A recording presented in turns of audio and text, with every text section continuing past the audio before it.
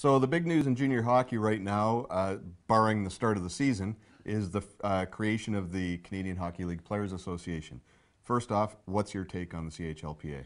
Well, we don't know whether it's real. There's a lot out in the Twitter world. There's lots going on. There's happening. I think I'm not so much concerned that actually it gets going in an entity on its own, as that the ideas are coming forward with and the change in the way that junior hockey players are treated.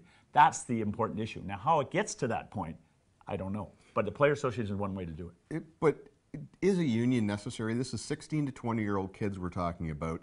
I think it's got to be very difficult to pull together that many players, at that young an age. How do you get them all together to create a union, for lack of a better term? I think you're going to be hard-pressed. I think that somebody's got to be a champion in each market to pull them together. But I think it needs to be done because the owners are not giving the players anything tangible, more than when Bobby Orr played how many years ago? 50 years ago. Right. Where he got 50. I read Stephen Brunt's book last year. He's getting $50 a week.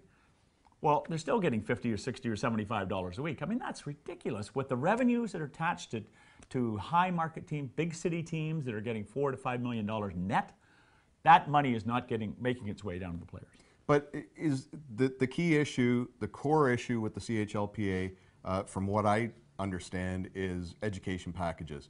Right now, as it stands, I believe players have 18 months to cash in their education package, 18 months after they finish in their junior career, and provided they don't sign a pro contract. Are there not too many loopholes?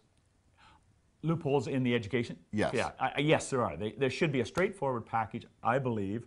We've talked about compensation, financial, but the number one, you're right, is education, so that the person who plays, if he plays so many years, then he should get a package. I don't care how long, whether he plays in the East Coast League for 10 years. If he comes back, he wants to go to Michigan State or Western or something like that, he should be allowed to with compensation.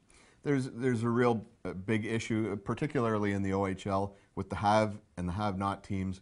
You mentioned to me at one point revenue sharing.